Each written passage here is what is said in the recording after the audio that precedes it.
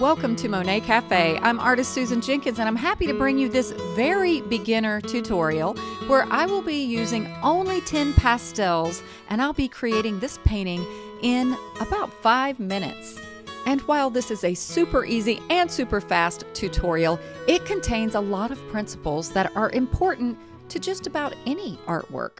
Here are the basic supplies that are very affordable even for the novice artist. I'm using Canson unsanded pastel paper. It's very affordable, and I'll talk more about it as I paint. The pastels you see lying there to the left are Prismacolor New Pastels. These are harder pastels in the realm of soft pastels, and they're also quite affordable. You might also want a charcoal pencil to sketch in your basic pear shape. I have another in a beginner series called 6 Pastels. That happens to be a very popular video, so you might want to check that one out. I'll tag it at the end of this video. And before we get started, I hope you won't mind liking this video, subscribing to this channel, and if you hit the bell icon, you'll be notified of future videos. Those little things really do help. Also, if you would like to support this channel, would you consider becoming my patron? It's only $5 a month, and you get extra goodies. And here we go. This is such a simple pear shape with a charcoal pencil, and I got my reference image. I didn't have a pear in my house, so I got it from pmp-art.com. I'll provide that link in the description of this video. Pastel number 1 is kind of a lemony yellow. I'm working from the lighter side of the pear, and the light source, obviously you can tell from the shadow, is on the left side. So the lighter pastels will be on the left. So I just got in a little bit of that really lemony yellow color. Now this pastel is a little bit more green. These differences are kind of subtle. I'm not even sure if you can tell from your computer screen, but I'm working it a little bit further down the pear. Notice also how I'm not making a hard edge. I love creating those soft edges. Things look more painterly that way. Now this you can tell is a little bit of a warmer green, and I'm working it gradually around the pear to where it's getting a little bit darker, where there are curves and where there might be a few shadows, but I'm staying still more on the lighter side of the pear with this. And there we go. There's 3 colors already. Color number 4, we're gradually getting a little darker. We know that down underneath the pear and working its way around to the back side, we're going to get darker values. And this warm green worked perfect for that. Now, if you don't have these new pastels by Prismacolor, use what you have, but try to emulate the values even more than the color. Now, this particular pear was not just totally green. It had some nice golden tones as well. So I'm just working that in kind of where I saw it on the pear, and just working it around. Now, I'm keeping kind of a medium pressure. You don't want to go too hard with this because you won't be able to get many layers.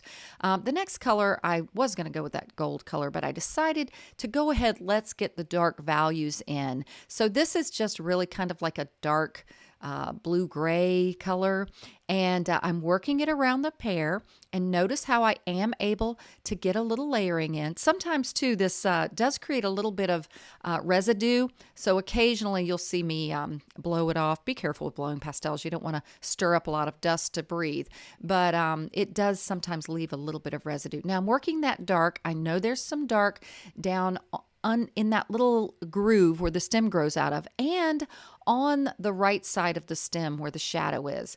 And notice I'm keeping really gestural, painterly strokes, and I'm turning my pastel a little bit more on the side to paint. It's literally called painting with pastels. It's not drawing. Drawing is more with the tip of an object and more linear, but we're putting in blocks of color.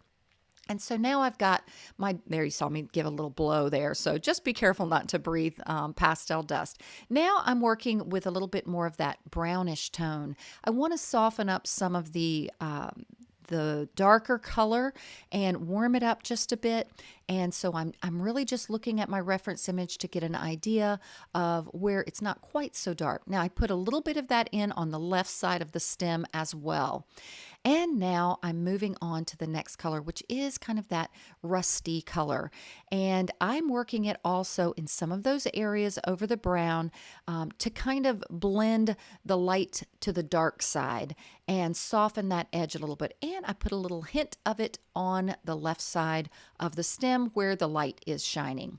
Now I'm moving on to this. It's hard to tell from the video in your computer screen. This is actually a lighter yellow than the ones I used before. And I'm using it to give a little bit more of some of those brighter colors where the light might be shining. I'm also sneaking it around that little rim up top of the pear where light is catching even on the other side where it wraps around the stem. And now, I told you this was short. The final pastel number 10 is going to be my highlight. And I'm just putting the highlight literally where the light would be hitting the pear and giving that really the three-dimensional feel from the values we've created here. And now actually I'm going to just use my finger to lightly blend. It's going to soften the textural look of this Canson paper. I don't want to overblend, but can you see how it softened it up? Really gave a nice painterly three-dimensional pear in less than 5 minutes with 10 affordable pastels on an affordable pastel surface. So it's like I often say, painting really isn't all that hard once you know a few rules. So I hope you enjoyed this lesson. Again, please give me a like, subscribe, leave me a comment. I love to hear what you have to say. Check out this other video, and God bless and happy painting.